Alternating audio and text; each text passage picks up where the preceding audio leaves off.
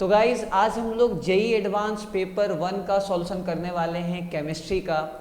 Paper by the way easy to moderate मैं बोल सकता हूँ। कुछ क्वेश्चन पर्सनली मुझे बहुत अच्छे लगे।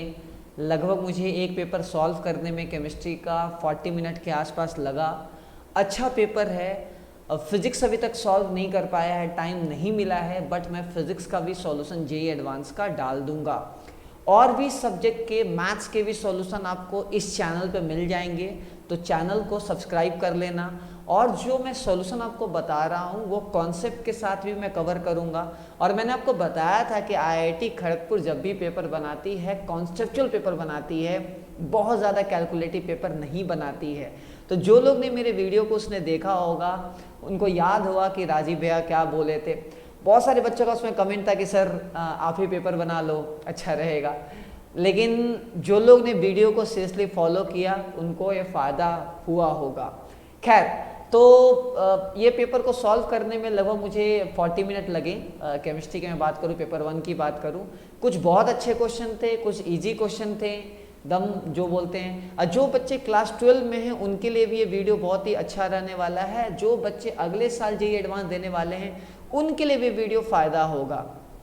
तो अच्छे से हम लोग सॉल्यूशन करेंगे, डिस्कशन करेंगे। कोई डाउट होगा तो कमेंट बॉक्स में मुझे बता देना, लेटर ऑन मैं रिप्लाई कर दूंगा आपको। चलो, पहला जो क्वेश्चन है बहुत ही खूबसूरती के साथ दिया हुआ है। पहले मैं रेड पेन थोड़ा सेलेक्ट कर लेता हूँ, अच्छा रहेगा रेड। चलो, तो पहला क्वेश्चन है आपका बर्च रिडक्शन का, कि अपने पास अल्काइन दिया हुआ है क्लास मतलब क्लास 11 में हाइड्रोकार्बन में है, बट मेनली हम लोग 12 में हाइड्रोकार्बन पढ़ाते हैं तो वहाँ हम लोग बताते हैं। तो वर्च रिडक्शन है। आपको याद होगा कि अगर मेरे पास अल्काइन है और अल्काइन को रिएक्शन अगर H2PdBSO4 के साथ करवा देते थे, जिसको लिंडलर कैटलिस्ट आप बोलते थे, तो याद करो यहाँ तुम्हारा स्टीरियो सेलेक्टिव प्रोडक्ट सिस अल्कीन बनता था। और इसी को अगर लिक्विड अगर बात करें, लिक्विड अमोनिया के प्रेजेंस में रिएक्शन करवाएं सोडियम का या कोई भी, ठीक है, क्लियर है, तो क्या होगा आपका ये सिंपल सा जो रिडक्शन होगा ये आपका ट्रांस में जाएगा। ये क्या होगा, ट्रांस अल्कीन आपका बनेगा। ये क्या करेगा, ट्रांस अल्कीन बनेगा। इसका एक इम्पॉर्टेंट लिमिटेशन है कि ये टर्मिनल अल्काइन नहीं होना चाहिए। क्यों? क्योंकि अगर टर्मिनल होगा ना तो एसिड बेस रिएक्शन कर लेगा, क्योंकि वो बहुत ही अच्छा एसिडिक एच होता है। तो ये टर्मिनल अल्काइन तो रिड्यूस होगा नहीं, ये आपका बीच वाला जो है वो नॉन टर्मिनल रिड्यूस होगा और वो ट्रांस बनेगा। तो देखते हैं, ये वाला में रिड्यूस नहीं हो रहा, ये वाले में रिड्यूस नहीं हो रहा, बी और सी, और इसमें तो सिस बन रहा है, तो ये ट्रांस। तो बेस्ट ऑप्शन कौन सा, मतलब कौन सा ऑप्शन सही होगा?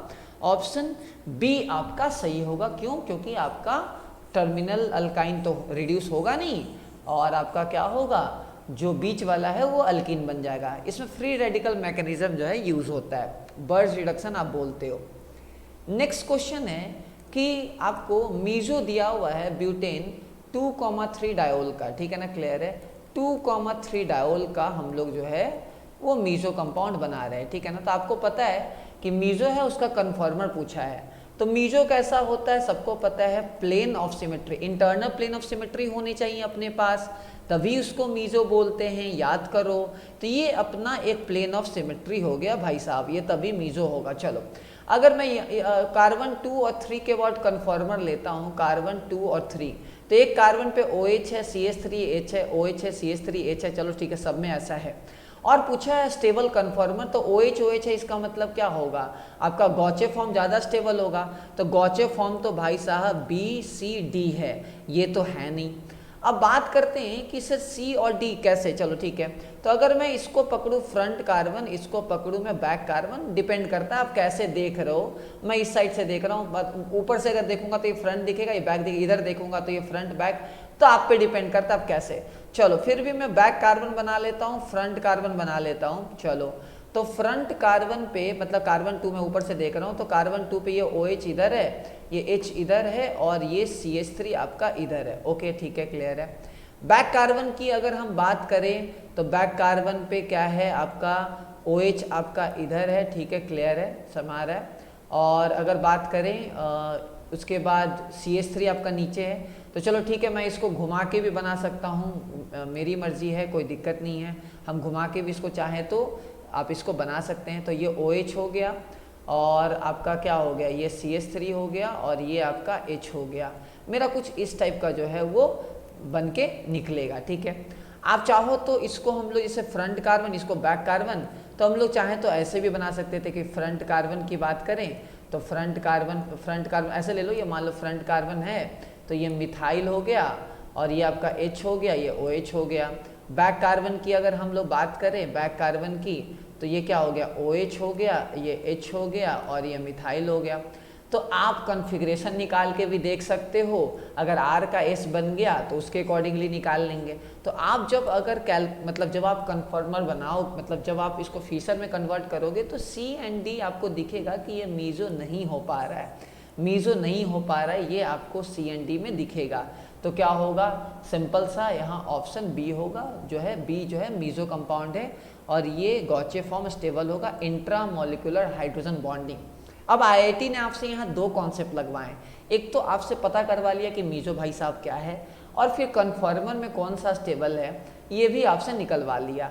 तो ये आपका पूरा इस टाइप से बनेगा। किसी को दिक्कत होगा तो ये फ्रंट कार्बन और उसके पीछे बैक कार्बन, आप इसको भी सोच के बना सकते हो, ठीक है ना। चलो आगे बात करते हैं नेक्स्ट क्वेश्चन को। अगर आप लेके चलोगे, नेक्स्ट क्वेश्चन देते चलो। ये क्वेश्चन भी काफ़ी मज़ेदार क्वेश्चन था कि ये फेस दिखाया, ये हाइपोथेटिकल को स्ट्रक्चर दे दिया, ये फेस दिखाया है।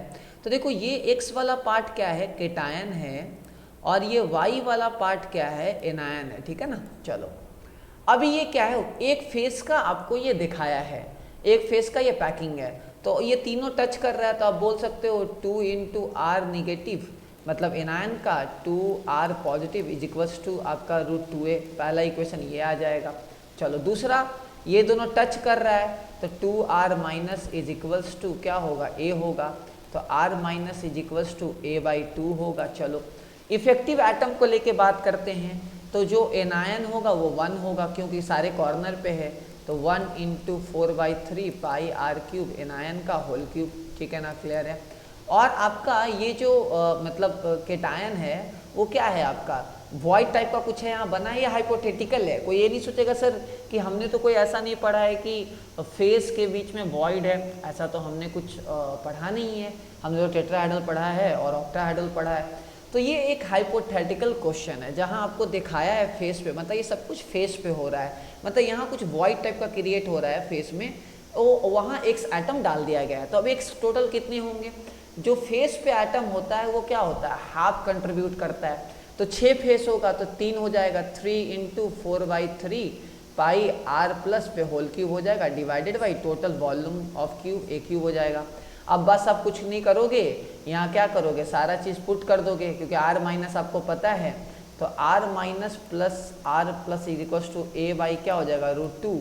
अगर मैं R- का A/2 पुट कर दूं plus R+ is equals to A/√2, मैं काम करता हूं यहाँ से R+ निकाल लूँगा, मेरा वैल्यू R+ निकाल लूँगा, ठीक है, क्लियर है।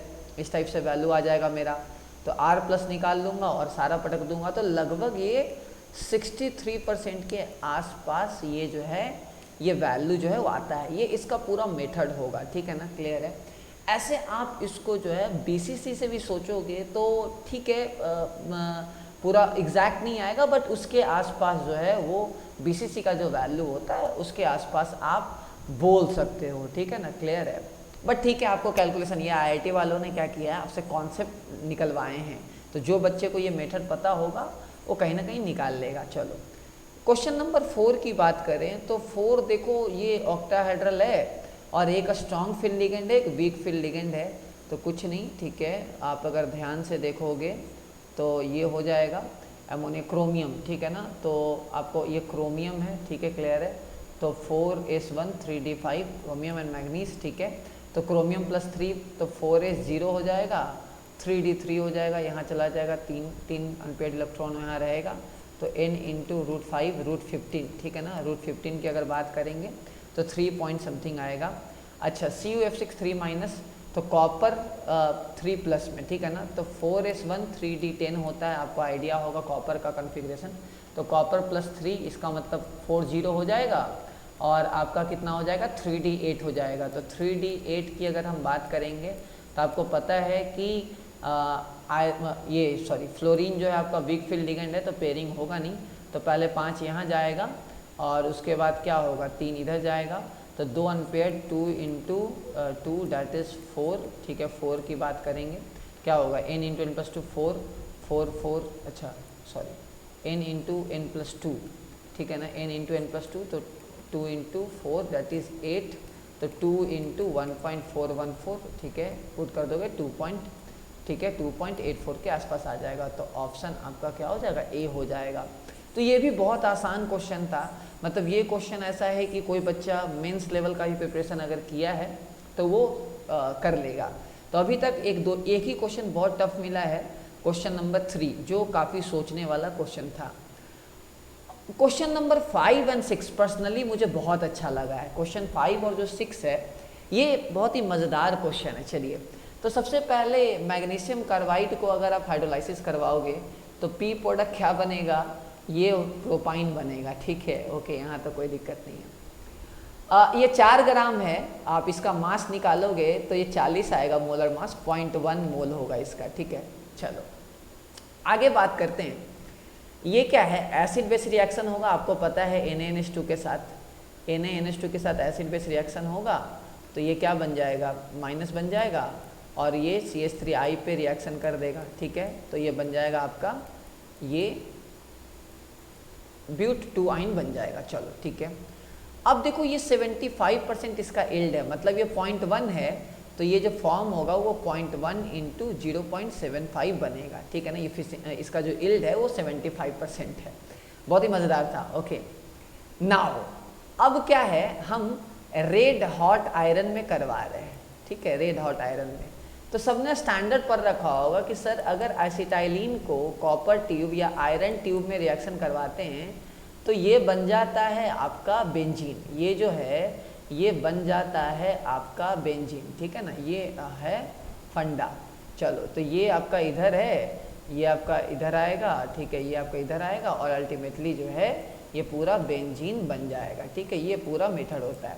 अब इसके साथ दिमाग लगाएंगे तो एक मिथाइल लगा हुआ है तो सब जगह हम मिथाइल लगा देंगे कि अगर ये मेरा फंडा है तो हम मिथाइल लगा देंगे, ठीक क्लियर है, हर जगह मिथाइल हर कुछ लगा देंगे, मिथाइल ठीक है, मिथाइल ठीक है, मिथाइल ठीक है, इधर मिथाइल ठीक है, मिथाइल सब जगह हम लोग लगा देंगे, ये हम लोग का पूरा मेथड रहेगा। ओके चलो अब देखो यहाँ रिएक्शन हो कैसे रहा होगा, ऑब्वियस सी बात है 3 मोल बना, 3 मोल इसका मतलब ये कितना फॉर्म हुआ होगा, ये 1/3 बना होगा, 1/3 इंटू आप अगर देखोगे तो कितना होगा 0.1 इंटू 0.75 इंटू फिर से 0.4, क्यों, क्योंकि अब मेरा इल्ड है 40%, अब इसका मोलर मास से मल्टीप्लाई कर देंगे, इसका मोलर मास लगभग 162 आएगा, मैं देख लेता हूँ, ठीक है ना, तो 12 छक 72, 6 कार्बन है बेंजीन का तो 72 और मिथाइल आपका 6 है तो 6 इंटू 15 तो 72 प्लस 90 अगर करोगे तो कितना आ जाएगा 162, तो मल्टीप्लाई करोगे तो 2 पॉइंट समथिंग जो है जो भी आपका निकल के आ जाएगा। तो ये काफ़ी मतलब बच्चे को परेशान करने के लिए काफ़ी अच्छा क्वेश्चन पूछा गया है। ओके तो इसका कोई पूछेगा वैल्यू सर क्या है, तो वैल्यू मैं आपको बता देता हूँ, अगर आप कैलकुलेशन करोगे लगभग तो वही 2 पॉइंट समथिंग करके वैल्यू जो है यहाँ निकल के आएगा। तो अब कॉन्सेप्चुअली इसको कैलकुलेटर से कर लेना, कोई दिक्कत नहीं, IIT ऑफिशियल आंसर की निकालेगी तो आप मैच भी कर लेना कि राजीव भैया ने इसको सॉल्व किया है सही से या नहीं किया है। एनीवेज P की बात करते हैं। अब देखो कुचरोव रिएक्शन है तो आपको पता है कि P से S क्या बनेगा, तो आपको पता है कि ऐड H+ एंड OH- और टॉटोमराइज कर दो, ये बन जाएगा एसीटोन, ठीक है ना, एसीटोन बन जाएगा। ओके अब एसीटोन के पास बेरियम हाइड्रोक्साइड है, तो ये जो बेरियम हाइड्रोक्साइड है ना, ये बेरियम जो हाइड्रोक्साइड है इसको आप, ये आपका अल्डोल है, बहुत सारे बच्चे को पता नहीं चल पाता है कि बेरियम हाइड्रोक्साइड ये अल्डोल है आपका, ठीक है। तो ये एक काफ़ी मतलब IIT वाले शरारत करते रहते हैं कि अल्डोल को दिखाने के लिए लोग किसी भी हद तक चले जाते हैं, कोई भी बेस ले लेते हैं जो बच्चे को जनरली बट अपने क्लास में बताते हैं, तो ये पानी निकल जाएगा और ये बन जाएगा आपका कार्बन डबल बॉन्ड कार्बन, ये बन जाएगा, ये मेरा प्रोडक्ट आ जाएगा, ठीक है। अब ये 80%, तो इसका मतलब ये सपोज करो 0.1 मोल था तो ये भी 0.1 100% यील्ड है, बट ये हो जाएगा आपका 0.08, मतलब भाई साहब अपने पास बन गया ये 0.08 मोल बन गया। लेकिन देखो ध्यान से, यहाँ 2 मोल, अब ये 1 मोल बना है, 1 मोल बना, बट अपने को 2 मोल लेना पड़ेगा, तो 2 मोल से बनेगा 1 मोल, मतलब 2 mole of acetone is equivalent to 1 mole of this compound, मतलब हाफ आएगा तो 0.08 होगा क्योंकि उतना यील्ड है। मोल कॉन्सेप्ट लगा लो ना यार, 2 mole of acetone will give आपका दिस, मतलब ये जो अल्डोड कंडेंसेशन वाला प्रोडक्ट है तो 1 मोल हाफ देगा, तो 0.0 कितना देगा, तो 0.04। अब तुम्हारा ये NaOHCl है, सोडियम हाइपोक्लोराइट, ये क्या है, ये आपका है क्लोरोफॉर्म, ठीक है ना, क्लियर है। अभी ये है कीटोमिथाइल, तो ये क्या करेगा, ये आपको पता है कि ये CH-Cl3 क्लोरोफॉर्म निकल जाएगा और ये ऑक्सीडाइज हो जाएगा, तो ये वाला जो प्रोडक्ट है वो ऑक्सीडाइज प्रोडक्ट होगा OH और C डबल बॉन्ड C। कोई बोले ऐसा क्लोरोफॉर्म आप क्यों नहीं, U is not chloroform, why you chloroform आप क्यों नहीं ले रहे हो।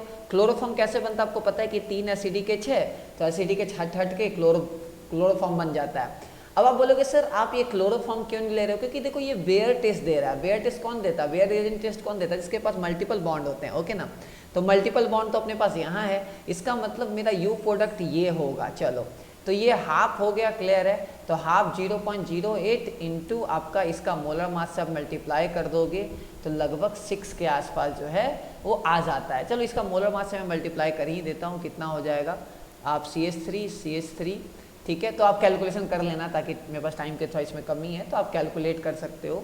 ओवरऑल 0.04 से मल्टीप्लाई कर देना 80%, और फिर से 80% मल्टीप्लाई करना, ठीक है ना, क्लियर है, फिर से मल्टीप्लाई करना। और इसका मास अगर तुम देखोगे तो कितना हो जाएगा आपका, इधर एक और हाइड्रोजन है तो 1 3 6 1 7 1 8 हुआ, 8 इंटू 1, और कार्बन कितना है 1 2 3 4 5, तो 12 25 60, ठीक है, क्लियर है। और ऑक्सीजन कितना है 1 2, तो हो गया 32, ठीक है। तो जहाँ तक मुझे को याद आया था 100 मोलर मास आता है, तो 100 हो गया तो 64, तो इसका तुम्हारा जो है वो अगर करोगे तो लगभग आपका जो है ये 3.2 आसपास वैल्यू जो है वो आ जाता है, ठीक है, चेक कर लेना, आप कैलकुलेशन चेक कर लेना। तो ओवरऑल ये तरीका, ये क्वेश्चन बाकी में बहुत अच्छा था, एग्ज़ाम में बच्चों का थोड़ा सर खपा सकता था, ये वन टाइम बनने वाला क्वेश्चन नहीं था। पर्सनली मैं अब बात करूँ तो मतलब थोड़ा अगर अच्छा है उसका कॉन्सेप्ट, थोड़ा हिम्मत है तभी वो बना सकता है। ये भी क्वेश्चन बहुत ही कॉमन है, अपने क्लास में हम लोग बच्चों को सॉल्व करवाते हैं, ठीक है ना, ये ग्राफ दिया हुआ है। तो देखो ऐसे क्वेश्चन को डील करने का वाई एक्सिस पे क्या है, ये आपका ln/P0 है, ठीक है, ln/P0 that is called equilibrium constant दे दिया है, ये पार्शियल प्रेशर मतलब वेपर प्रेशर के फॉर्म में इक्वेशन दे दिया है, और ये टेम्परेचर 10⁴/T के फॉर्म में दे दिया ग्राफ। तो वाई एक्सिस पे अपना क्या है भाई, ln(k) है, एक्स एक्सिस पे क्या है अपना 10⁴/T है, ठीक है ना। चलो तो आप इसको पॉइंट लिख लो, कोऑर्डिनेट लिख लोगे, ये 10, -3 है, और ये कोऑर्डिनेट लिख लोगे क्या हो जाएगा 12, -3 है। तो स्लोप निकाल लो, स्लोप निकालोगे तो क्या होगा, पहले इक्वेशन लिख लेते हैं, y - 7, तो y में से क्या y+7 हो गया, ठीक है, क्लियर है। और फिर क्या होगा m × x - 12 ये रहेगा। चलो m का वैल्यू कितना आ जाएगा, y2 - y1 माइनस, तो +12 माइनस आपका 10, ठीक है, y2 - y1, तो y2 - y1 तो कितना आ जाएगा, स्लोप आपका आ जाएगा -2, स्लोप कितना आ जाएगा -4 है बाई 2, तो -2 आ जाएगा स्लोप। तो y+7 is equals to -2 x - 12 हो गया। चलो ठीक है, अभी बोलोगे सर ये y सर थोड़ा कैलकुलेशन और कर दो, तो y+7 is equals to -2x + 24 करोगे कैलकुलेशन तो 2x + y कितना आ जाएगा -17 इज इक्वल्स टू 0। बोले सर यहाँ तक तो आ गया, अब अपने को चाहिए क्या, इंथैल्पी चाहिए। तो x क्या था, x था 10⁴/T था, और मेरा y क्या है ln(k) है is equals to 17 straight line. इसका मतलब मेरा स्लोप क्या है, मेरा स्लोप है 2, मेरा स्लोप क्या है 2, लेकिन मेरा ग्राफ है, देखो यहाँ देखो क्या दिया है, डिफ्रेंसिएशन ऑफ ln(k/d(1/t) मेरा -ΔH/r है, बट मेरा जो ग्राफ है वो किसका है, डिफ्रेंसिएशन dy/dx, बट यहाँ जो x है मेरा वो 10⁴/t है, ये मेरा x है, क्योंकि ग्राफ का मेरा जो रेंज है वो 10⁴/t के फॉर्म में है। मतलब मैंने x एक्सिस में 10⁴/t लिया है, ना कि 1/t लिया है। तो मैं ये नहीं लिख सकता डायरेक्टली, ये नहीं लिख सकता। तो मैं एक काम करता हूँ, इसी इक्वेशन में 10⁴ से मल्टीप्लाई और आपका ऊपर नीचे कर देता हूँ ताकि कंपनसेट। तो ये मेरा क्या हो जाएगा, स्लोप हो जाएगा। तो सिंपल सा ये मेरा स्लोप हो जाएगा, राइट। मतलब ये वाला स्लोप के फॉर्म में आ जाएगा। तो इसको मैं इधर फेंक देता हूँ। तो differentiation of ln k by differentiation of 10⁴/t, मैंने अपने मन से 10⁴ मल्टीप्लाई कर दिया और डिवाइड कर दिया। Okay, now delta h by 10⁴, ठीक है, इंटू r हो गया। अभी मेरा वैल्यू किसके बराबर है, स्लोप है। स्लोप है मेरा आपका -a/b, दैट इज -2 इंटू, मेरा स्लोप कितना है, -2 है, ठीक है। स्लोप मेरा -2 है, कट गया। तो डेल्टा एच का जो वैल्यू आ जाएगा वो 2 इंटू आर इंटू 10⁴ हो जाएगा। आर का वैल्यू 8.314 हो जाएगा और आपका कितना हो जाएगा, 8.14 हो जाएगा। और 10⁴, तो उसको अगर आप किलो जूल पर मोल में कन्वर्ट करोगे तो कितना आ जाएगा, मल्टीप्लाई कर लेते हैं, 2 डिजिट तक मल्टीप्लाई करता हूँ मैं, ज़्यादा नहीं करता हूँ। 16 6 2, ठीक है, क्लियर है, 2 8 ऐसा पकड़ लेता हूँ और इंटू 10⁴ करके तो केजी में कन्वर्ट कर लेता हूँ। तो 16628 किलो जूल पर मोल, ये मेरा इसका आंसर आ जाएगा। तो ये पूरा इसका तरीका होगा, ठीक है, क्लियर है। तो बहुत ही इंटरेस्टिंग था। स्टार्टिंग में देखने में सबको डर लगता है, बट लेकिन ये क्वेश्चन बनाने वाला था। अब IIT ऑफिशियल आंसर की निकालेगी तो मैच करवा लेना, ठीक है। चलो अच्छा, आगे हम लोग बढ़ते हैं। अब हम लोग को नेक्स्ट निकालना था एंट्रोपी। अब बोले जैसे एंट्रोपी कैसे निकाले, तो उसके लिए अपने को गिब्स एनर्जी चाहिए ताकि हम हेल्महोल्ट्ज इक्वेशन लगा सके, ठीक है, क्लियर है। तो delta G equals to delta H minus T delta S, तो अपने को लगाना है। तो एंट्रोपी चाहिए, तो delta G is equals to delta H, standard ले लेते हैं, माइनस टी डेल्टा एस। अब बोलोगे सर डेल्टा जी कैसे चाहिए, तो delta G is equals to minus R T ln k। अब ln k तो आपको पता ही है, किसी एक्सिस पे मान लो मुझे 1000 पे चाहिए, तो 1000 पे मेरे को ln k तो पता ही है। तो 1000 का मतलब क्या हो गया, खुद सोचो। 1000 मतलब जब मेरा टेम्परेचर का वैल्यू 1000 है, तो टेम्परेचर का वैल्यू 1000 कब है, आप देखो ध्यान से, जब ये मेरा 10⁴/t इज इक्वल्स टू 10, मतलब टेम्परेचर का वैल्यू 10⁻3, मतलब ये पॉइंट आया। इसका मतलब मेरा ln k का वैल्यू कितना, -3। तो डेल्टा जी स्टैंडर्ड कितना आ जाएगा, -r 8.314, टेम्परेचर कितना 1000 और इंटू ln k का वैल्यू कितना हो जाएगा, -3। तो इंटू 3 रख देते हैं, तो मल्टीप्लाई कर दोगे तो 83.14 इंटू 3, ये कुछ डेल्टा जी का वैल्यू आ जाएगा। डेल्टा एच का वैल्यू अपने को पता है, डेल्टा एच का वैल्यू आपने निकाल लिया, ठीक है, क्लियर है। जो भी डेल्टा एच का वैल्यू है इंटू टी डेल्टा एस हम लोग कर देंगे, वहाँ से मेरा कैलकुलेशन बन जाएगा। आप चाहो तो और भी तरीका लगा सकते हो कि इसको इंटीग्रेट करके उस फॉर्म में निकाल ले, डेल्टा एस वाला 1/t1/t2 वाले फॉर्म में है। लेकिन ये तरीका पर्सनली मेरे को थोड़ा सा ज़्यादा सूट लगा कि चलो ठीक है, इतना हम ज़्यादा वहाँ टाइम वेस्ट नहीं कर सकते, तो हम इस तरीके से जो है वो निकाल लेंगे, तो मेरा काम बन जाएगा। ओके ना, स्लोप तो फिक्स है, तो डेल्टा एस तो फिक्स रहेगा, तो उसमें कोई चिंता नहीं है। स्लोप एक लाइन का तो स्लोप फिक्स है ना, तो वहाँ काम बन जा रहा है। चलो, तो ये तरीके से आप आंसर जो है वो निकाल पाओगे। चलो नेक्स्ट आपका लिक्विड सॉल्यूशन का बहुत अच्छा क्वेश्चन था। ये पहला पार्ट बहुत इजी था, मतलब एक मेंस लेवल का बच्चा भी पहला पार्ट कर लेगा। क्यों?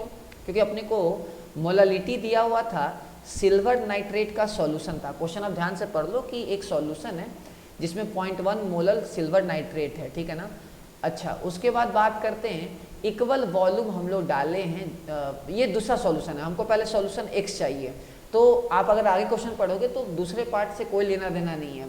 तो पहला पार्ट मैं सॉल्व करता हूँ। मेरे को चाहिए change in boiling point. Boiling point क्या होगा, बॉइलिंग पॉइंट चाहिए, नोट चेंज। पहले चेंज निकालना पड़ेगा, फिर बॉइलिंग पॉइंट निकाल लेंगे। तो delta TV is equals to i K b into M, ठीक है ना। चलो, तो आई का वैल्यू हम लोग 2 ले लेंगे, सिल्वर नाइट्रेट 100% डिसोसिएशन। केवी का वैल्यू वाटर का 0.52 के आसपास, तो 0.5, और मोलालिटी का वैल्यू 0.1, ठीक है। तो ये मेरा आ जाएगा आपका 0.1, मेरा डेल्टा टीवी हो गया। बॉइलिंग पॉइंट कितना हो जाएगा, तो कितना हो जाएगा बॉइलिंग पॉइंट 100, ठीक है 0.1, ठीक क्लियर है, आपको पता है डेल्टा टीवी का वैल्यू कैसे निकालते हो, टीवी माइनस टीवी नॉट, ये करेंगे टीवी नॉट का वैल्यू 100, तो 100.1 आ गया। चलो नेक्स्ट जो क्वेश्चन है ये वाकई में माथा खराब करने वाला क्वेश्चन था। क्यों? क्योंकि देखो आपके पास एक सॉल्यूशन था सिल्वर नाइट्रेट का 0.1 मोलल AgNO3 अपने पास था, ओके कोई दिक्कत नहीं है।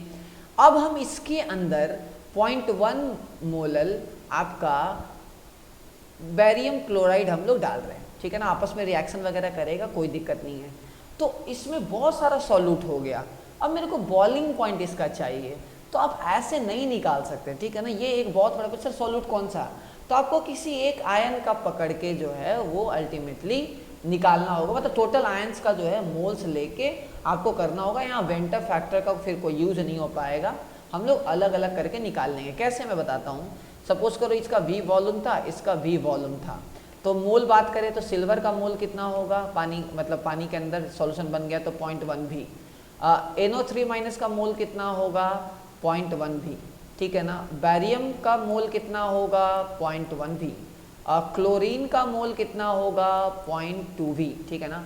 तो सिंपल सा delta TV is equals to i, यहाँ 1 ही लेना पड़ेगा, केवी का वैल्यू ये, और आपका टोटल मोल तो 0.1 V, 0.1 V, 0.1 V, 0.2 V divided by 2 V ले लेंगे, हम लोग का काम बन जाएगा और हम लोग को बॉइलिंग पॉइंट पता चल जाएगा, डिफरेंस ले लेंगे। तो ये फंडा, ये क्वेश्चन थोड़ा सा मज़ेदार था, ये क्वेश्चन थोड़ा सा जो है मज़ेदार था, अलग तरीके से आपको निकालने होंगे, ठीक है ना। ये थोड़ा सा मज़ेदार जो है क्वेश्चन था। चलो ठीक है, आगे बात करते हैं नेक्स्ट क्वेश्चन की। अगर हम बात करेंगे तो ये क्वेश्चन है, ये भी बहुत अपने आप में अच्छा क्वेश्चन है कि ग्लूकोज है HNO3 के साथ आप करवाएंगे तो आपको पता है कि सैक्रिक एसिड बन जाता है, ठीक है। तो ये COOH, ठीक है, और ये आपका COOH जो है वो हो जाएगा, सबको आइडिया है। बीच वाला ऑक्सीडाइज आपका नहीं होगा, ठीक है ना। चलो अब compound which on reaction with AgNO3 will give product is having degree of rotation, मतलब इसका जो रोटेशन है वो 57.7 में है। तो मैं ऐसा कौन सा कंपाउंड लूँ, ठीक है, जिसका रोटेशन ही है, तो इसका इनैंशोमर, इसका मिरर इमेज, सिंपल सा। तो मिरर इमेज लेना है अपने को, और कुछ नहीं। मिरर इमेज देख लेते हैं कौन सा मिरर इमेज है भाई, ऑप्शन सी अपना मिरर इमेज है, फंडा क्लियर है। बाकी का कोई मिरर इमेज आ रहा है क्या, नहीं, बाकी कोई मिरर इमेज आई गेस नहीं आ रहा है, क्योंकि मिरर इमेज टोटली आपको मिरर इमेज लेना पड़ेगा, और घुमा के तो कोई कुछ दिया हुआ नहीं है। तो इसका ऑप्शन एक ही ऑप्शन होगा, ऑप्शन सी। तो ये भी अपने आप में बहुत ही मज़ेदार क्वेश्चन था, बच्चों से बेसिक थोड़ा सा चेक करवा लिया। चलो आगे, ठीक है, सबको पता है, बात करते हैं। चलो 13, तो पेप्टाइजेशन फ्रेश पीपीटी को अपने सोल में कन्वर्ट करते हैं, ठीक है, क्लियर है। कोलाइडल का जो फ्रीजिंग पॉइंट होता है वो लो होता है, freezing point, elevation boiling point, depression freezing point सब लो होता है, ठीक है ना, तभी उसको कोलाइडल बोलते हैं। लेकिन ये हायर दिया है, गलत है, ये भी गलत है। मिसाइल जो है, मिसिल जो है, नॉट मिसाइल, ठीक है, क्योंकि दिमाग में कुछ क्वेश्चंस और भी चल रहे हैं। तो मिसिल्स फॉर्मेशन की अगर हम बात करेंगे तो ये मल्टी मॉलिक्यूलर होता है, नॉट माइक्रो मॉलिक्यूलर, ठीक है ना। तो मिसिल, ये ऑप्शन भी करेक्ट है कि माइक्रोमोलिकुलर प्रोटीन हो गया, स्टार्च वगैरह हो गए। CMC आपको पता है कि जो क्रिटिकल मिसिल कंसंट्रेशन है, ये आपको पता है मिसिल जो फॉर्मेशन है उसके लिए मिनिमम कंसंट्रेशन चाहिए, और क्राफ्ट टेम्परेचर करके होता है, टेम्परेचर पे डिपेंड होता है। तो इसलिए ऑप्शन सी इसका सिर्फ करेक्ट है कि सर्फिकेंट फॉर्म मिसिल एवं द क्रिटिकल मिसिल कंसंट्रेशन आपको पता है CMC से ऊपर रहेगा तभी होगा। तो इसका एक ही ऑप्शन है, ऑल दो मल्टी करेक्ट है, बट इसका एक ही ऑप्शन करेक्ट है, दैट इज सी, ठीक है ना। ऑप्शन 1 थोड़ा सा कंफ्यूजिंग था इसका। ऑप्शन 4 अगर देखोगे तो क्वेश्चन नंबर 14 की बात करते हैं कि एक आइडियल गैस है अंडरगो रिवर्सिबल आइसोथर्मल एक्सपेंशन, ठीक है ना, फ्रॉम स्टेट 1 से स्टेट 2 तक जा रहे हैं, ठीक है ना। उसके बाद ये रिवर्सिबल एडियाबेटिक एक्सपेंशन है, रिवर्सिबल एडियाबेटिक है और रिवर्सिबल आइसोथर्मल एक्सपेंशन है फ्रॉम स्टेट 2 से 3, मतलब स्टेट 1 से 2 जो आप जा रहे हो वो रिवर्सिबल RIE है, रिवर्सिबल आइसोथर्मल एक्सपेंशन है, तभी आप ग्राफ बना रहे हो रिवर्सिबल का। ये रिवर्सिबल होता तो कांस्टेंट प्रेशर पे रिएक्शन होते, प्रोसेस होता, तो खैर उसका कोई मतलब है नहीं है, उसके इसमें ग्राफ आप कैसे बना पाओगे, उसमें तो स्टेज होता है। ओके फाइन, 2 तक, फिर 2 से लेके 3 तक जा रहे हैं आपका रिवर्सिबल एडियाबेटिक एक्सपेंशन, ओके ना। अब हम क्या करें, ठीक है, अब हम लोग क्या करें, ग्राफ बनाना है। तो आपको पता है कि एडियाबेटिक का स्लोप ज़्यादा होता है तो नीचे आएगा और आइसोथर्मल ऊपर आएगा। तो ये अपना फंडा जो है वो ऑलरेडी आपको आइडिया है, ठीक है ना, क्लियर है।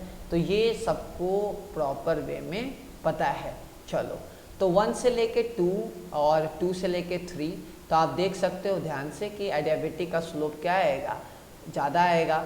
तो एडियाबेटिक का स्लोप यहाँ ज़्यादा दिख रहा है, ठीक है। तो ऑप्शन मेरा ए करेक्ट है। ऑप्शन बी की बात करते हैं तो 1 से 2 में आपका प्रेशर घट रहा है तो टेम्परेचर फिक्स है, टेम्परेचर फिक्स है क्योंकि आपने आइसोथर्मल लिया है तो 1 से 2 फिक्स है। उसके बाद 2 से 3 की बात करते हैं तो आपको आइडिया होगा P1 पे पावर गामा T पे power gamma is equal to constant. अगर मैं इस टाइप से ले लूँ P गामा -1, अगर मैं ऐसे डिवाइड कर दूँ तो टेम्परेचर अगर घटेगा तो प्रेशर को भी घटना होगा। आप ऐसा भी सोच सकते हो कि प्रेशर घट रहा है तो वॉल्यूम आपका बढ़ेगा और वॉल्यूम बढ़ेगा तो टेम्परेचर को घटाना होगा। अगर आपको ये वाला इक्वेशन पता होगा तो ऑप्शन बी भी इसका करेक्ट है। चलो चलो आगे बढ़ते हैं, ऑप्शन सी की बात करते हैं हम लोग, ठीक है। ऑप्शन सी की हम लोग अगर हम बात करेंगे तो ध्यान से, अगर आप ध्यान से देखोगे तो ऑप्शन सी में 1 से लेके 2 में इंथैल्पी फिक्स रहेगा, ठीक है, फिक्स रहेगा। और 2 से 3 के बीच में इंट्रॉपी, लेकिन यहाँ ध्यान से अगर तुम देखोगे 1 से 2 में इंथैल्पी आपका फिक्स है, चेंज इंथैल्पी 0 होगा, ठीक है, क्लियर है। लेकिन ऑप्शन 2 में देखोगे तो 2 से 3 में इंथैल्पी आपका क्या हो रहा है, बढ़ रहा है, इंथैल्पी आपका बढ़ रहा है। चलो, अब इंथैल्पी 2 और 3 में कैसे बढ़ेगा, टेम्परेचर तो घट रहा है तो कैसे उसको बढ़ेगा। आप ऐसा भी देख सकते हो, अगर ये केमिस्ट्री है तो delta is equals to Q plus W होने वाला है, तो क्यू तो 0 हो जाएगा, तो delta U is equals to W, temperature घटेगा तो आपको समझ में आ रहा होगा कि डेल्टा यू आपका यहाँ क्या होने वाला, टेम्परेचर घट रहा है, डेल्टा यू निगेटिव होगा, टेम्परेचर घटने वाला है।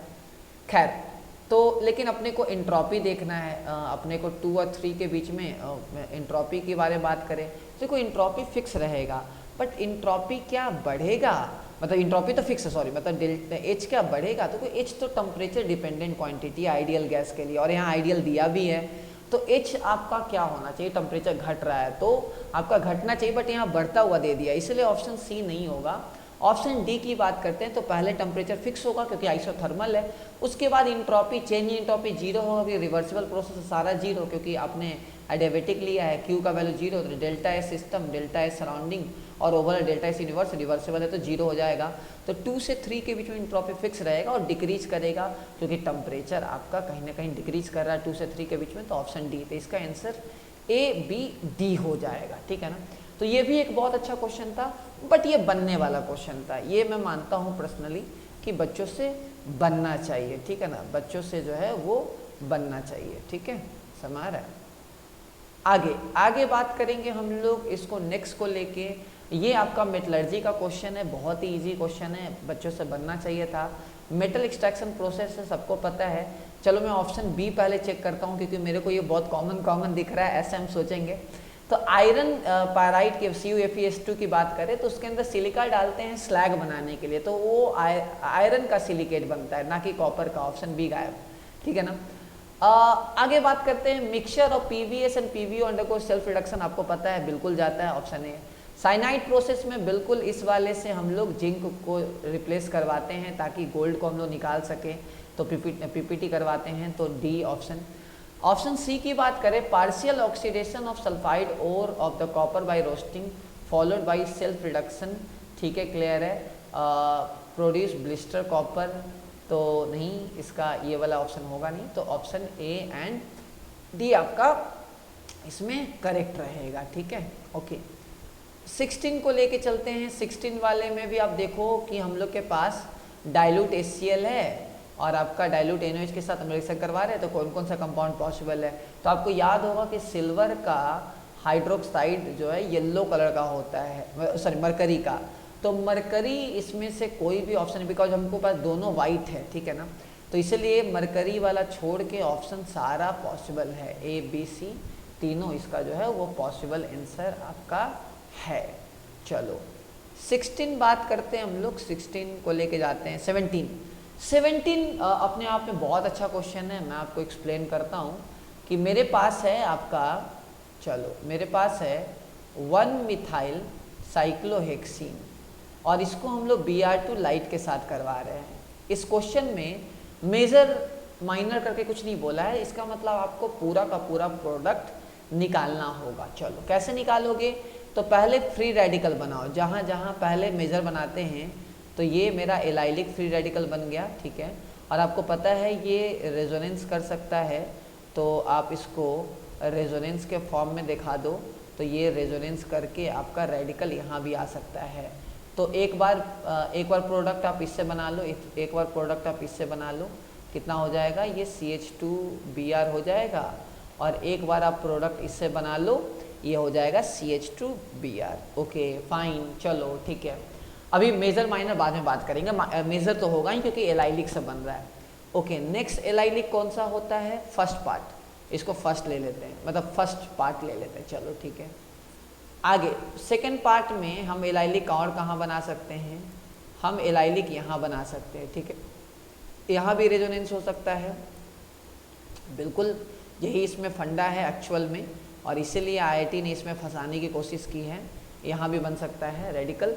चलो यहाँ से प्रोडक्ट बना लोगे, एक आप लग जाएगा, यहाँ CH3 हो जाएगा डबल बॉन्ड, और ये ब्रोमीन, और ये आपका क्या होगा CH3, ठीक है, ये हो जाएगा ब्रोमीन। चलो ये हो गया, चलो ठीक है। आगे बात करते हैं और इसको पार्ट 2 ले लेते हैं। चलो पार्ट 3 को लेके चलते हैं। पार्ट 3 और जहाँ जहाँ एलाइलिक है वहाँ बना देंगे। ये CH3 है और ये रेडिकल बन रहा है, रेडिकल रेजोनेंस करेगा, फिर से रेजोनेंस करेगा, तो यहाँ आ सकता है CH3 रेडिकल, ठीक है, क्लियर है। अब हम लोग ब्रोमीन लगा देते हैं, यहाँ दोनों जगह ब्रोमीन लगा देते हैं। यहाँ ब्रोमीन लगाओगे तो ये वाला प्रोडक्ट बनेगा, ये वाला ब्रोमीन, और यहाँ अगर बनाओगे तो बन जाएगा ये वाला ब्रोमीन, ठीक है। ये दोनों प्रोडक्ट आइडेंटिकल है। इसका नेम अगर आपको आइडेंटिकल में दिक्कत है तो आप इसका नेमिंग जो है अगर आप करोगे तो आपको समझ में आ जाएगा, ठीक है। 1 मिथाइल, ठीक है, अगर आप नेमिंग करोगे तो आप इसको नेमिंग जो है, एक मिनट रुक जाओ, इसको पहले अच्छे से बना लो, वरना आपको ना दिक्कत हो जाएगा। चलो ठीक है, ये वाला पार्ट इधर आ रहा है और ये मिथाइल है और ये आपका ब्रोमीन है। कैसे नेमिंग करेंगे हम लोग, 1 2, ठीक है, क्लियर है, 3 4 5 6, ये नेमिंग कर रहे हैं। अगर हम इधर करें 1 2 3, तो अपने को हमेशा याद रखना है लोएस्ट लोकेट रूल, ये हम लोग को ध्यान रखना है। तो नंबरिंग याद करो, कैसे करोगे, किधर से नंबरिंग करोगे, हम करेंगे तुम्हारा 1 2, क्योंकि डबल बॉन्ड को प्रायोरिटी देना 3, तो 3 ब्रोमो। उसी तरह कैसे नेमिंग करोगे, अगर बात करोगे, अगर नेमिंग करोगे तो 1 2 3, सेम नेम आ रहा है तो किसी एक को ही काउंट करेंगे, तो एक को कैंसिल कर देंगे। ये मेरा सारा मेजर वाला आएगा क्योंकि सारा एलाइलिक है। अब माइनर वाला भी होगा, माइनर वाला भी बात करते हैं। तो माइनर वाला क्या क्या होगा, माइनर वाला जो एलाइलिक नहीं है, एक बार यहाँ आ जाएगा और दूसरी बार कहाँ आ जाएगा माइनर वाला, और जहाँ मेजर नहीं हो रहा डैट इज़ माइनर, यहाँ हो जाएगा, बाकी सारा मेजर हो गया। अब हम लोग काउंट करते हैं आपका कायरल सेंटर। क्या यहाँ कायरल सेंटर है, नहीं, यहाँ एक प्रोडक्ट काउंट करोगे। यहाँ कायरल सेंटर है, यस, 2 प्रोडक्ट काउंट करोगे, आपका RS कन्फिगरेशन काउंट करेंगे प्लस माइनस, तो 2 प्रोडक्ट यहाँ हो जाएगा। चलो आगे बात करते हैं, यहाँ कायल सेंटर बन रहा है, यस कायल सेंटर बन रहा है RS, ठीक है, 2 प्रोडक्ट यहाँ हो जाएगा। चलो ठीक है, यहाँ बात करें कायल सेंटर है तो 2 प्रोडक्ट यहाँ हो जाएगा। चलो ठीक है, यहाँ कायल सेंटर है का, यस 2 प्रोडक्ट यहाँ हो जाएगा। चलो ठीक है, यहाँ कायल सेंटर, यस 2 प्रोडक्ट यहाँ हो जाएगा। यहाँ कायल सेंटर 2 प्रोडक्ट यहाँ हो जाएगा। तो कितना 2 कितना बार हो गया, 2 4 4 8 4 12 1 13, इसका 13 आंसर होगा। तो इसका जो करेक्ट आंसर है वो है आपका 13। तो मज़ेदार क्वेश्चन था, काफ़ी मशक्क़त करवाया। ये क्वेश्चन भी काफ़ी इजी है। पहले आप ओजोनलाइसिस करवा दोगे, ओजोनलाइसिस करवा दोगे तो आपको समझ में आ रहा होगा कैसा दिखेगा, ये ऐसा ओजोनलाइसिस दिखेगा। और बाकी पार्ट में नहीं बना रहा हूँ भाई लोग, ठीक है ना। आप लोग टाइम अब समझ पा रहे हो कि टाइम की काफ़ी कमी है अपने पास, क्योंकि अब अगले एडवांस की तैयारी शुरू, ठीक है ना। तो ये डबल बॉन्ड और ये वाला आपका जो है चलो बाकी पार्ट आप बना लोगे इधर जो है, ठीक है। तो ठीक है, मैं डायरेक्टली बनाता हूँ। फिर आपका ऑक्साइम बन जाएगा, NH2 एमोनियम हाइड्रोक्साइड है, तो ऑक्साइम यहाँ ऑक्साइम बन जाएगा, यहाँ ऑक्साइम बन जाएगा, ऑक्साइम बन जाएगा, ऑक्साइम बन जाएगा। तो अगर आप एक पार्ट में आपको दिखाऊं जो आपको जिससे हम लोग का मेन काम है, तो ये होगा ऑक्साइम और ये डबल बॉन्ड, ये होगा ऑक्साइम, और आपका ये वाला पार्ट अगर तुम देखते हो तो ये वाला पार्ट होगा ऑक्साइम और ये वाला पार्ट होगा ऑक्साइम। अब पूछा है कि मेजर प्रोडक्ट जो बनेगा, मतलब ये जो प्रोडक्ट बनेगा फाइनल, इसमें sp2 कितना एटम हाइब्रिडाइज्ड है। चलिए अब ये ना थोड़ा सा मज़ेदार क्वेश्चन हो जाता है बेसिक पॉइंट ऑफ व्यू से। क्या, देखो ये सबसे पहले ये कार्बन sp2 है, sp2 है सबको पता, तो 4 कार्बन हो गया भाई साहब, 4 नाइट्रोजन भी sp2 हो गया। कैसे कैसे sp2, क्योंकि नाइट्रोजन का 1 2 एक लोन पेयर, तो 3 sp2 हो गया, 4 नाइट्रोजन। और ये ऑक्सीजन का लोन पेयर रेजोनेंस करेगा, ठीक है, समा रहा है क्योंकि अल्टरनेट है, समा रहा है। ये क्या है, जैसे कार्बन डबल बॉन्ड इन वो हुआ, ठीक है, तो ये इधर आ सकता है, ये इधर जा सकता है। तो ये ऑक्सीजन भी आपका क्या है, sp2 है। जब भी कोई चीज़ रेजोनेंस करता है तो sp2 हो गया, तो 12, इसका करेक्ट आंसर होगा 12। चलो, तो ये भी बहुत ही मज़ेदार क्वेश्चन था। नेक्स्ट बात करें, total number of possible isomer of this compound, इसका पूछा है कितना आइसोमर होगा। देखो सबसे पहले मैं आपको बता देता हूँ कि कैसे कैसे आप बनाओगे। PTNH3 होल 4 Cl2 Br2, पहले हम इसका स्टीरियो बनाते हैं। देखो पहली बात, स्टीरियो अगर आप बनाओगे तो आपको एक बात समझना पड़ेगा कि इस केस में कि इसका 2 टाइप का आइसोमर होगा, एक तो ट्रांस होगा जो ऑप्टिकली इनएक्टिव होगा, और इसका सिस होगा। 2 ही ज्योमेट्रिकल आइसोमर बनेगा, बाकी और ज्योमेट्रिकल आइसोमर नहीं बनेंगे, और गाइज नहीं बनेंगे, ठीक है ना, और नहीं बनने वाला है, ठीक है, और नहीं बनने वाला है, ठीक है, ओके फाइन। तो यहाँ से 2 आ गया।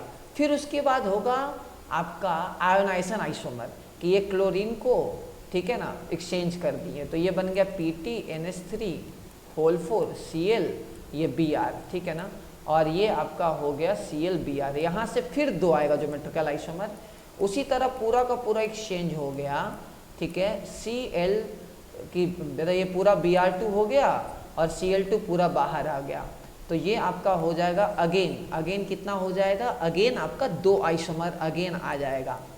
चलो अगेन आपका क्या होगा, 2 आइसोमर हो जाएगा पूरा का पूरा, यहाँ भी 2 ज्योमेट्रिकल, तो टोटल 6 आ रहे हैं।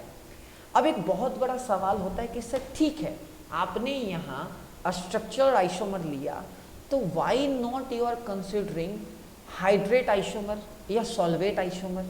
आप सॉल्वेट आइसोमर क्यों कंसिडर नहीं कर रहे हो, आप एमोनिया को रिप्लेस करवा सकते हो। तो अगर मैं वो केस अगर लेता हूँ ना माय डियर, तो मतलब बहुत पंगा है, उस केस में बहुत ज़्यादा पंगा है। उस केस में मेरे को फिर और 2 निकालना होगा, मतलब समझ लो कि एक क्लोरीन, मैं एक एमोनिया को बाहर लेके आऊँगा, ब्रोमीन को अंदर रखूँगा, तो वहाँ से 2 एक और आएगा, फिर मैं एमोनिया को 2 एमोनिया को बाहर रखूँगा, 2 ब्रोमीन लेके आऊँगा, तो उस केस में बहुत सारा प्रोडक्ट आएगा। लेकिन इसमें से कहीं भी पॉसिबल तो हम हाइड्रेट को निगलेक्ट करेंगे तो 6 आएगा, बट इसका आंसर IIT शायद 6 से ज़्यादा भी दे सकती है अगर हाइड्रेट कंसीडर करेंगे तो देखने वाली बात होगी कि IIT इसको क्या कंसीडर करके चलती है। तो ये 19 वाला ऑप्शन में 6 से ज़्यादा भी आंसर अगर लिखा जाता है तो कोई बहुत बड़ा डील नहीं रहेगा। तो पेपर 1 मैंने आपको पूरा सॉल्व करके बताया। अगर आपको सच में अच्छे से मज़ा आया है तो पेपर 2 भी अपने सॉल्व करेंगे, और थोड़ा कॉन्सेप्चुअली चीज़ों को सोचोगे तभी होने वाला है। तो फिर ठीक है, अगर ये वीडियो अच्छा लगा है तो शेयर कर दो, लाइक कर दो, ठीक है, क्लियर है, कमेंट कर दो। Take care, bye bye, best of luck, पढ़ते रहें।